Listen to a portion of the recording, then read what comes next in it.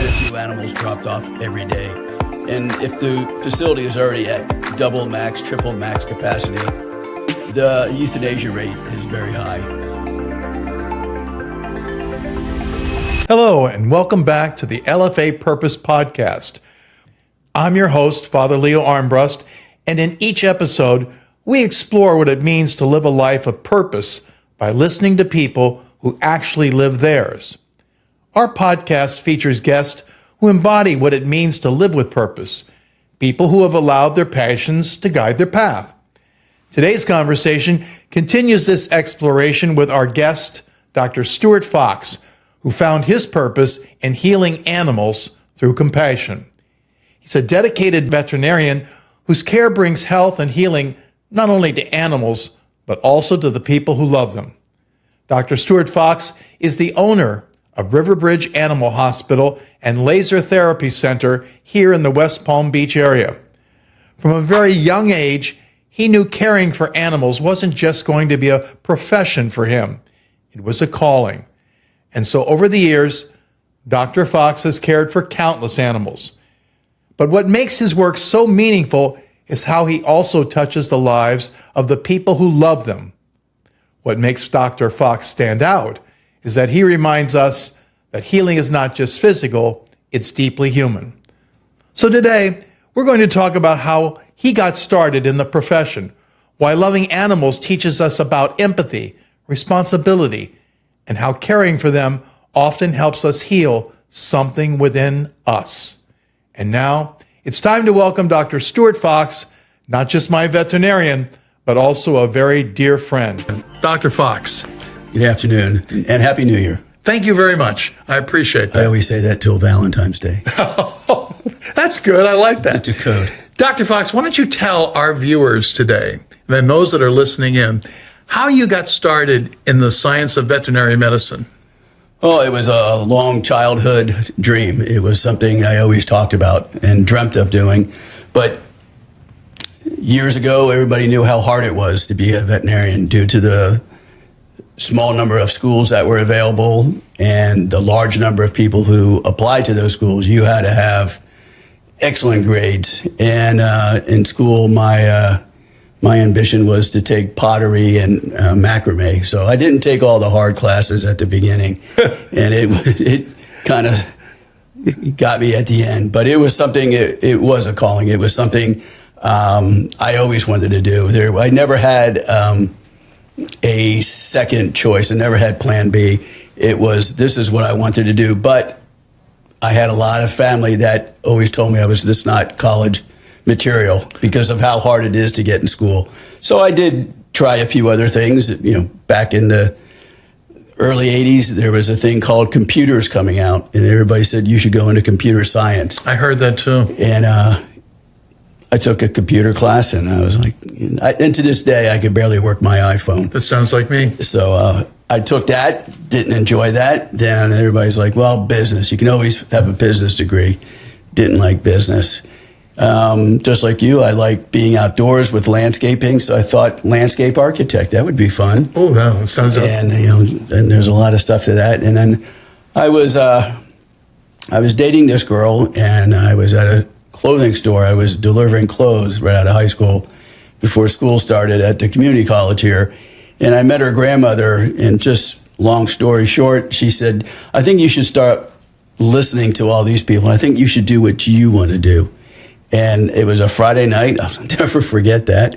And I left work. I dropped all my classes, and I started for pre-vet.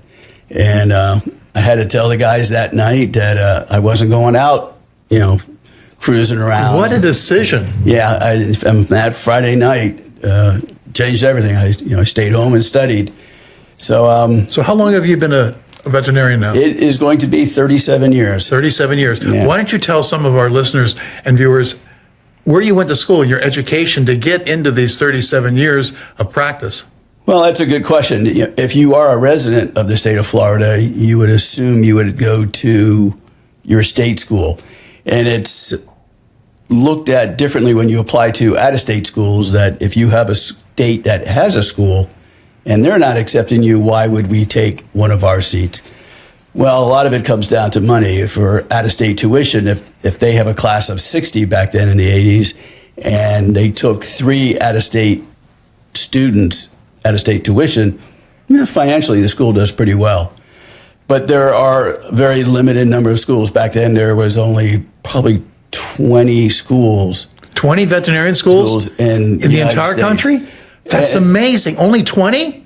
Wow. 22 back in their, early And how many 80s. are there now? Now in the United States, there's 32. 32. So not everybody gets in the state school. I know people who have gone to University of St. Christopher in Grenada. I have a client whose child went to Yugoslavia. But I applied to a school called Ross University, who is one of the top schools in the world in St. Kitts. In St. Kitts in the Caribbean. Yes. Oh, my Lord. And I applied there and I got in. So I would never have known they had even a veterinarian school there. But obviously you didn't just stop there. What other institutions did you go to? Well, I did my 3 years there, and then I went to Oklahoma State. I picked that as for my senior year. And then instead of staying there for the whole year, I decided to go to University of Guelph, and I did like an Guelph internship in Canada. In Canada, and worked a lot of the dairy farms with the Mennonites, which was a great experience. The only problem was being from South Florida in January. Canada weather was a little different for me. It was 10 below. Oh my! I'll bet that was. Yeah, so dealing with dairy cow, it was quite an experience. It was something I'll never forget. It was quite enjoyable. So when did you first open your practice at Riverbridge? I opened up July 1st, 1993, and I worked at another hospital from, I guess, 89 to 93, so 4 years until it was another calling, or it hit me that it was time to open up my own place. See, I think all of these things are important for even anyone to consider having a pet placed in the hands of someone they trust who's going to take care of that pet. I understand there's, 86 million, is it Dogs. Dogs in this country. Mm-hmm. At least 86 million people have one pet. And I know 46 million of them are cats. The rest are dogs. So it's considered part of the family. To most people, they couldn't conceive of being without a pet like a dog or a cat. And in your own experience, I'm sure you have seen the emotional attachment that people have had to their pets. Oh, absolutely. I remember one time just going to one of the local stores, I think it was PetSmart, and I pulled up and I was just humored by the reaction of how excited people were to put their dog in a shopping cart to go in to buy toys. To say that to our grandparents, that we took a dog in a shopping cart into a store to buy toys, it wouldn't be heard of. Even to have the dog in the car or in the house, times have changed from the caveman looking at a wolf or a coyote or a dog outside by the campfire, and the dog or wolf, coyote just sat there and wagged his tail, and the caveman just kind of and called the dog into the cave. That was the first carnivore animal that lived inside somewhere. And was tamed. And it was tamed. Our dogs are in our beds now. Yes, that's right. We have carriages for our dogs. We have, I think I heard the other day during Halloween that in the United States, it's a $3.3 billion industry for costumes during Halloween for pets. And it's not just dogs and cats. $3.3 billion? It's for Halloween decorations lizards and hamsters and ferrets. There's costumes for everything. So we really celebrate with our animals. That companionship, I think, is so vital. When my father contracted Parkinson's disease, people recommended that he get a therapy dog. And so we did. We got this half mix between a lab and an Irish setter. It was the most beautiful dog, and his name was Jesse. The difference that dog made in my father's life, sure, as he was going through the stages of Parkinson's was remarkable. It changed his complete demeanor. He became more active because he'd have to take the dog for a walk. And that dog always slept on the side of the bed where he was. And over the time that they were together, they were inseparable. And it made such a difference in my father's life. I have no doubt that it extended his longevity. But it's the emotional support they give us, the unconditional love, the emotional support, and what they teach, like even with kids, what they can do for kids. My son was in college at 21, and we got him a dog for him while he was in school. And at 21, it was a huge responsibility for him, and it did wonders for him, to have a child to learn how to feed the dog and how to care for it. I've always said that when you can teach children at a very early age how to take care of a pet, later on in life, they can develop those same relationships with human beings. But if a child begins to demonstrate negative behaviors to pets, that's an unhealthy sign that indicates they may have trouble later on with human beings. Placing that level of responsibility on a young person where they learn to feed and take care of and bathe and look out for an animal, I think it's one of the most important lessons that can be imparted to anyone at an early age. There is so much meaning in the fact that you can come home to a place where you're greeted, accepted, welcomed, and you feel that you're never alone in that regard. And the attention they give you is what most people don't feel today. And a lot of them are really distracted by other issues, whether it's their cell phone. And we often lose our priority that what's in front of us and around us is oftentimes more valuable and more of a treasure than anything we own. Well, people, they celebrate with their animals. As soon as you just mentioned that, I had an inspection done on my roof, and he was a general contractor for an inspection, and he was maybe 30 seconds to speaking to me about my roof, but he immediately took out his cell phone, and when he said, "Oh, I heard you're a vet," he started showing me pictures of his dogs, and out of the 90% of the conversation with this gentleman was about his pet and about some illnesses, and he asked me about it, but he was so excited. We can go to a wedding, to a funeral, anywhere, and, "Oh, I heard you were a vet." And to just, it was the other day, as somebody was saying something about their child, I go, "Where's pictures of your child? These are all of your animals." And they're like, "Oh, yeah, we'll get to them." Talk to me a little bit about the importance of training for a dog. I mean, what your concepts and beliefs are. Well, it's just like your children. What you put in is what you're going to get out. If you let a dog That's a good analogy. Unruly and get away with things, they're going to continue that way. We've learned a lot, actually, since COVID, that when people were buying or adopting, rescuing pets during COVID because they knew they were going to be home, there was no socialization. And we have seen a drastic change in animal behavior. When dogs come in, they're very fearful. It happened with people, to where they became That's very fascinating. antisocial. So we have a large number of dogs that when they come in now, they have to be given something, a little martini just to take the edge off, something to chill them out.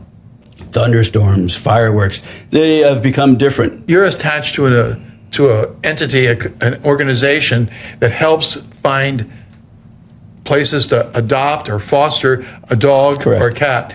Talk a little bit about what the name of it is and so forth. Well, I've been with an organization called A Second Chance Puppy and Kitten Rescue, probably for 17 years now. I'm on the board of director. A Second Chance? A Second Chance. We do an average of probably 1,500 animals a year. Wow. But we are 100% volunteered, all home foster based. I got involved 17 years ago about that, became very, very good friends. I was voted onto the board of directors, and we are here in Palm Beach County. We do all the weekly adoptions out of PetSmart and Petco. We keep very busy, but we can't do it without the help of our grant work and our fosters. Without the fosters, we're nowhere, because all of our animals that we rescue are in foster homes. Just so the people out here who are watching and listening, I have rescued 2 dogs from Riverbridge Animal Hospital. One of them is a little French bulldog named Princess Layla, and the second one is, what would you call him? besides a hoodlum and He's an all-American hound. an all-American hound.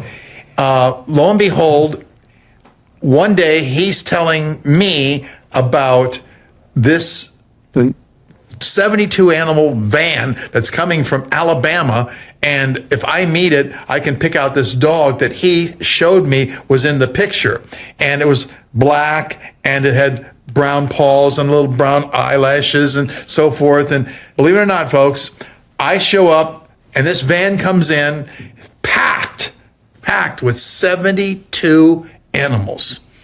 And I took him out of the crate, and he was like 22 pounds. That was June of last year. He was like 22 pounds. He's 44 now. And he's a hoodlum. I mean, he is a juvenile delinquent, and my parenting skills are minimal. He keeps testing me every day. But you love him. But I love him, yes. That's so true. Tell us a little bit about, from your perspective, how successful this has been. This is an organization that's going to find the right dog or cat if you're looking for one. And who better but this veterinarian to help take care of them, which he does so well. Well, thank you. There are only so many doorknobs and hose spigots for facilities to tie leashes on. Most facilities are at max capacity, double or triple. And unfortunately, not to go through numbers, but there are quite a few animals dropped off every day. And if the facility is already at double max, triple max capacity, the euthanasia rate is very high. There's just no room. There are far more homeless pets than available foster homes. Opening your home, even briefly, can save a life. Look at places like Best Friends Animal Society to learn how you can foster a pet near you.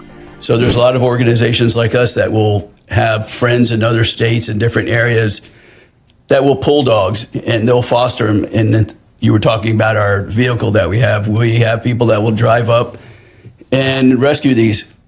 And there's nothing wrong with these pets. They just need a home. And we have also a program called Silver Paws, where we pull animals that are dropped off. People unfortunately pass away and their family doesn't want the dog. And it's kind of hard to find a home for a 13, 14-year-old dog, Very especially true. if they have problems. It was my experience when I came to get Marcus Aurelius, that's the dog that I adopted. When I came to get Marcus, they gave me the dog food, they gave me all the instruments or implements I needed to go ahead, make sure that he was taken care of. I brought him home, he had a dog dish, he had even a collar and all the things that were provided to me. So it's not just getting a dog. We provide everything. When you foster, there's no out-of-pocket money for you. We supply everything. Medical needs, we supply it.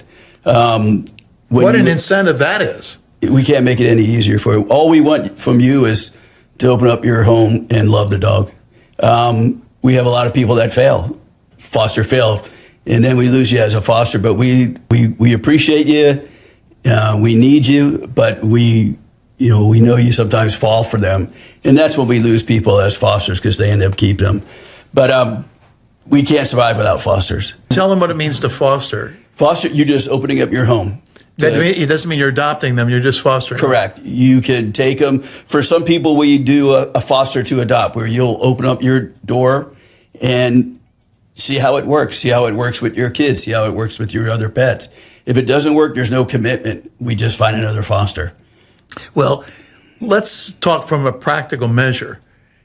People that are probably out there listening and watching us are saying to themselves, but it can be so expensive. It can be so It's a costly. very good point. So how do I justify that? Here I am in my latter years of my life. I'm having a difficult time paying my bills. My prescription medication is too expensive, this and that. And at the end of the month, what's left over for dog food or a needed veterinarian visit or anything else?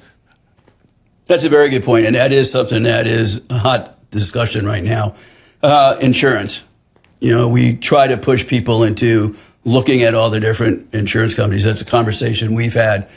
It compares to our health insurance, our car insurance, where the rates have gone up Significantly. But things have changed in the veterinarian community because of 32 state schools, and students are now coming in, as well as in the medical profession, with close to $500,000 in debt.